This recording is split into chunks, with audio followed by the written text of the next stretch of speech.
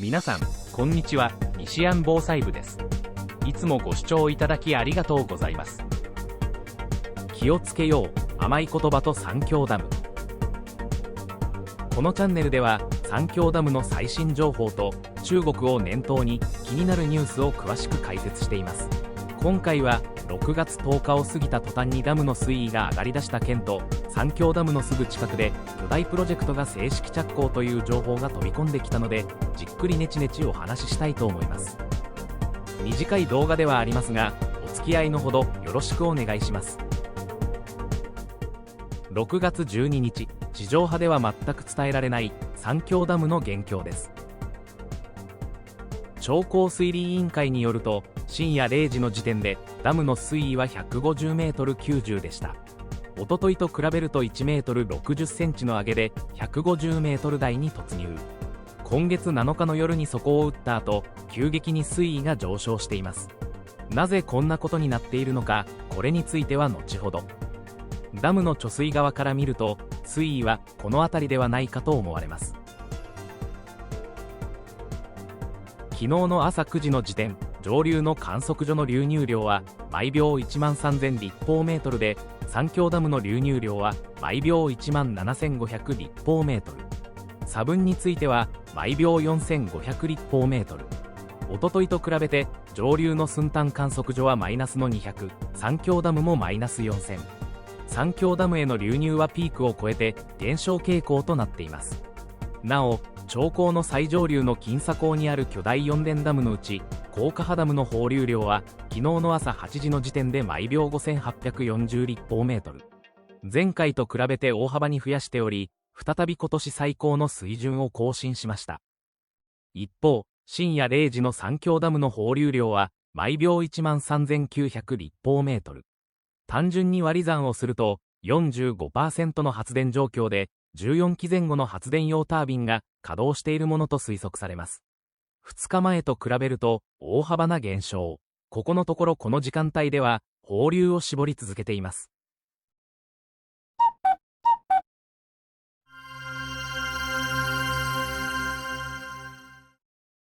三峡ダムと上流のダムの流量について現状を確認しておきます。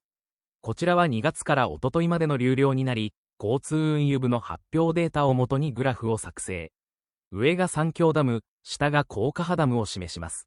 まずは上流にある高架波ダムについて。濃い青のラインの放流量は依然として高い水準のまま。水色のラインの流入量は放流量に比べて少ないため、ダムの水位を下げようとしているのかもしれません。金沙江で雨が続く予想が出ているため、今後増水するかどうかに注目です。続いて三峡ダムの状況について、オレンジのラインの流入量はピークを超えて減少中。意外だったのが、グレーのラインの放流量をさらに絞っていること。差分は毎秒4000立方メートルあたりとなり、流入量の方が多いことから、三峡ダムの水位はどんどん上がることになります。そして昨日の最新データが出てきたので、グラフに載せるとこのようになり、上流の高架波ダムの放流量と流入量ともに増えています。詳しくはまた次回の動画以降でお話ししようと思いますが、今後も増えていくのではないかと予想しています。三峡ダムでは、放流量と流入量が逆転している状況が依然として継続中なので、ダムの水位はしばらく上昇しそうです。Nishi Yang Channel。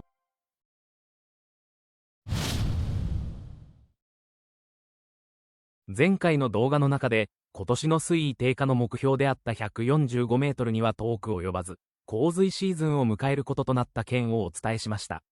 過去のデータと比較しても、いかに今年の水位調整がギリギリの状態で行われたということがよくわかるかと思います。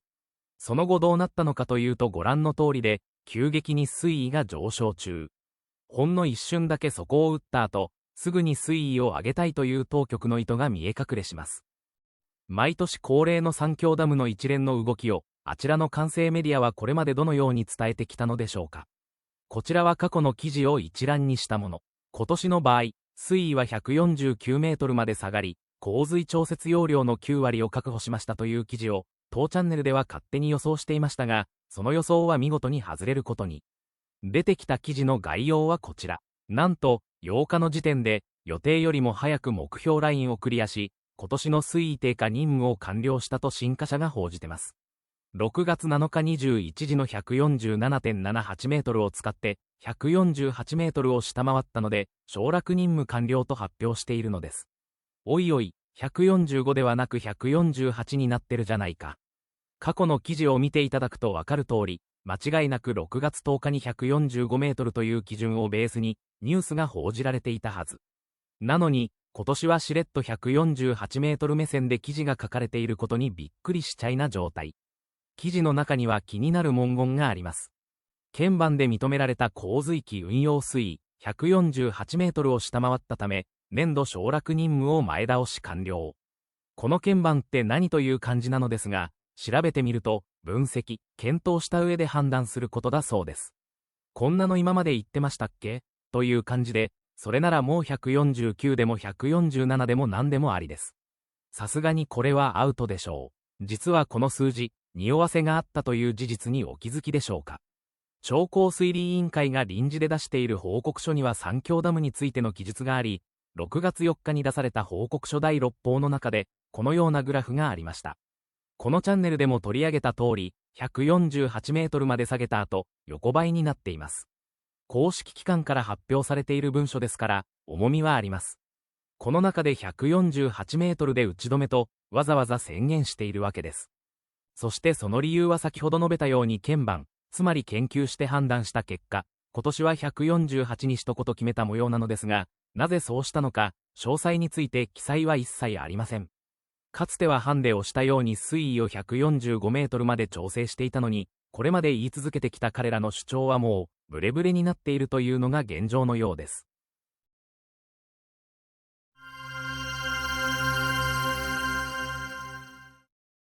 ここまでご覧いただき、なぜそんなに145メートルにこだわるのか、初見の方ならそう思われたのではないでしょうか。三峡ダムでは、毎年ダムの水位が一定のレンジで調整され、その水位を守ることで安全性をアピールしてきたいきさつがあります。こちらは年間の水位を示したグラフで、冬の間に溜めた水を下流地域へ安定的に放水しています。時間の経過とともに、ダムに溜められていた水は徐々に減っていきますから、水位は下がることとなります。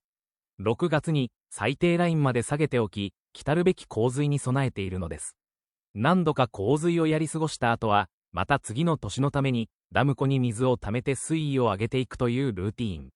粛々と決められた通りに調整することで、安全ですよ、安心ですよと人民に宣伝し、刷り込んでいるのです。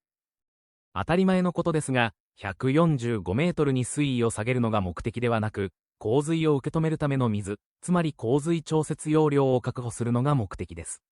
確保するということは、ある程度の期間その状態を維持するということ。洪水が発生すれば、上流から流れ込んだ水を溜めるというのが本来の姿。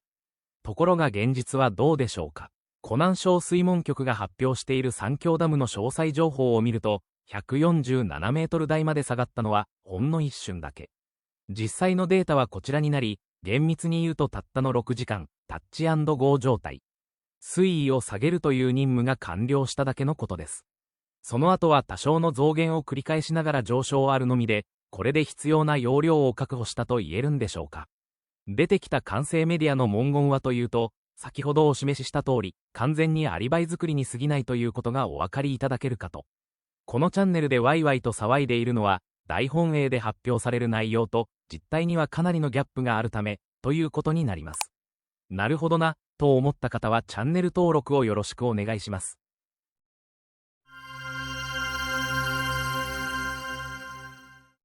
そろそろもうお腹いっぱいだと思いますので、別のお話を少しだけしておきたいと思います。以前にも何度かご紹介させてもらいましたが、三峡ダムの新しい肛門の工事が、6月8日、正式にスタートしました。あちらの官製メディアを中心に大々的に報じられています。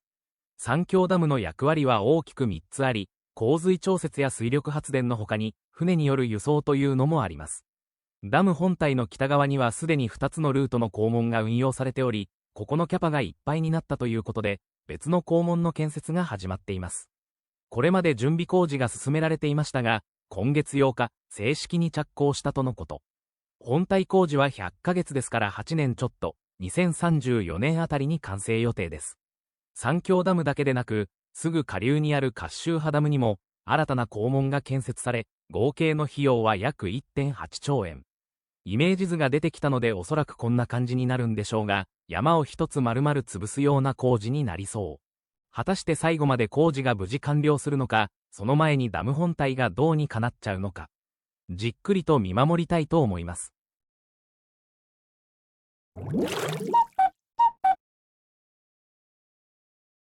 天気予報サービスのウィンディで24時間の実績を見てみます。こちらは昨日の午後1時までの様子。上流の重慶市付近で雨雲がかかり続けていますが、降水量を見るとそれほどでもないので、増水するほどでもなさそうです。全般的に目立った雨雲もなく、一休みといったところでしょうか。次に、今後の予想を見てみます。長江の南側で少し強めの雨雲が広がりそうです。今日の三峡ダムの天気は最高気温が24度、最低気温が18度で小雨の予報。下流の東堤湖や波陽湖あたりで少しまとまった雨になるかもしれません。また、長江の上流にあたる金沙江での雨も多くなりそうです。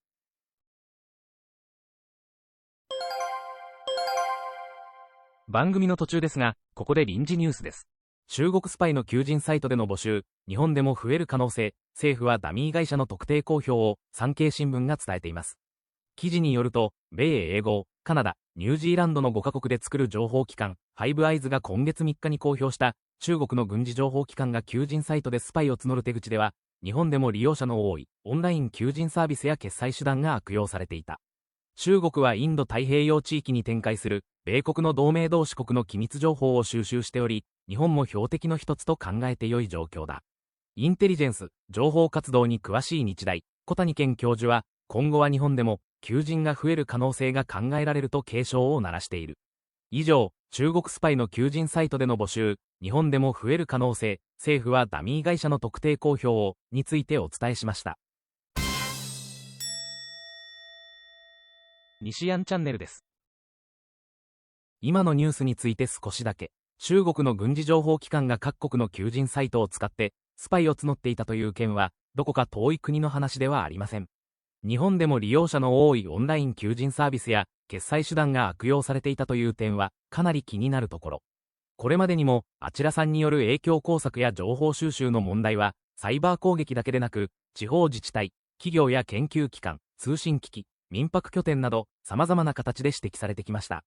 今回は求人サイトという身近な入り口が使われているため、一般の人が知らないうちに巻き込まれる可能性もあるかと。とりわけ日本は、スパイ防止法の整備が遅れていると言われることも多く、相手側から見れば狙いやすい環境に違いありません。政府には、疑わしいダミー会社や募集手口をできる限り具体的に公表し、企業や個人が事前に回避できるようにしてほしいものです。経済交流や民間交流は大切ですが、その裏側でひっそりと情報活動が行われるなら話は別です。日本もそろそろ善意だけに頼らない安全保障の仕組みを整える段階に来ているということでしょう。日本の気象状況について確認します。こちらは今朝7時までの6時間のレーダーの実績。沖縄奄美地方と北陸に雨雲がかかっている様子が見られます。ニュースによると、今日は沖縄と東日本では降水確率が高めのところが多いとのこと。にわか雨や雷雨という話があるようなので、ここは気をつけたいところです。